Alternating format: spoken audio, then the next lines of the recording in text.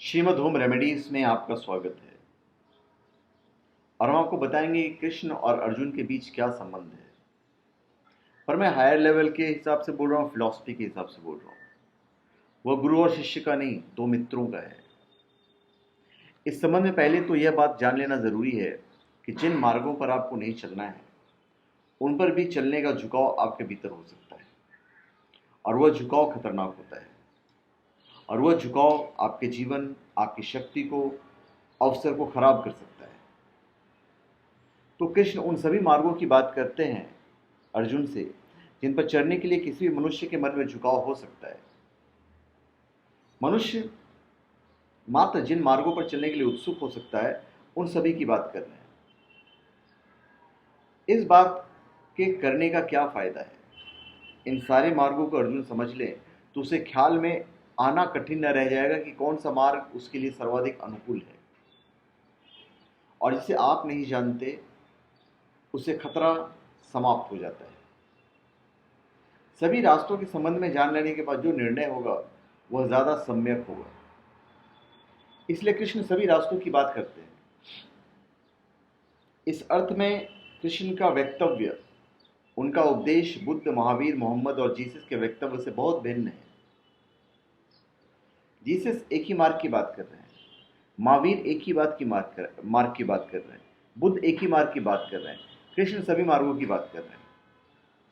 और ये सभी मार्गों की बात जान लेने के बाद कोई चुनाव करता है तो चुनाव ज़्यादा सार्थक और ज़्यादा अभिप्रायपूर्ण होता है, और उस मार्ग पर सफलता भी ज़्यादा आसान होती है। बहुत बार तो कोई मार्ग शुरू में आकर्षक मालूम होता है, लेकिन पूरे मार्ग के संबंध में जान लेने पर उसका आकर्षण खो जाता है। बहुत बार कोई मार्ग शुरू में बहुत कंटकाकीर्ण और कठिन मालूम पड़ता है, लेकिन मार्ग के संबंध में पूरी बात समझ लेने पर सुगम हो जाता है। इसलिए कृष्ण सारी बातें खोलकर रख दे रहे हैं।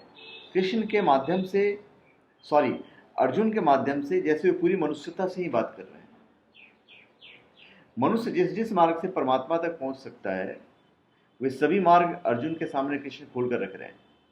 इन सभी मार्गों पर अर्जुन चलेगा नहीं, चलने की कोई जरूरत भी नहीं है, लेकिन सभी को जानकर वो मार्ग को वह चुनेगा, वह मार्ग उसके लिए सर्वाधिक अनुकूल होगा।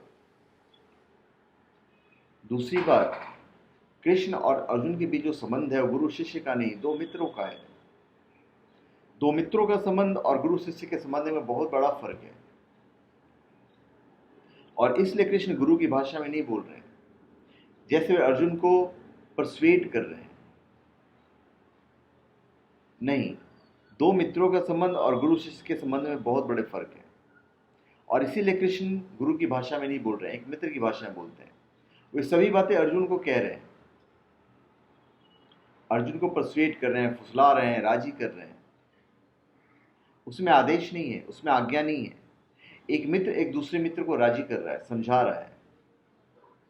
उसमें कृष्ण ऊपर खड़े होकर अर्जुन को आज्ञा नहीं दे रहे हैं, साथ खड़े होकर अर्जुन से चर्चा कर रहे हैं। ये दो गहरे मित्रों के बीच का संवाद है। निश्चित है कृष्ण गुरु है और अर्जुन शिष्य है, लेकिन उनके बीच संबंध दो मित्रों का है। इस मित्रता के संबंध के कारण गीता में जो वार्तालाप है, जो डायलॉग्स हैं, वह न पुराण में है, न बाइबल में, और ना धम्मपद में है, ना जिनद अवश्यता में है। डायलॉग, वार्तालाप, दो मित्र निकट से बात कर रहे हैं। न अर्जुन को भयभीत होने की जरूरत है कि वह गुरु से बोल रहा है, न गुरु को जल्दी है कि वह मार्ग पर लगा दे अर्जुन को। दो मित्रों की चर्चा है। इस मित्रता की चर्चा से जो नवनीत निकलेगा उसका बड़ा मूल्य है। गहरे में तो या रिश्ते में तो अर्जुन शिष्य है, उसे इसका कोई पता ही नहीं है। वो पूछ रहा है, प्रश्न कर रहा है, जिज्ञासा कर रहा है। वे शिष्य के लक्षण है, लेकिन वे लक्षण अचेतन है। अर्जुन ऐसे ही पूछ रहा है जैसे एक मित्र से मुसीबत में सलाह ले रहा हो।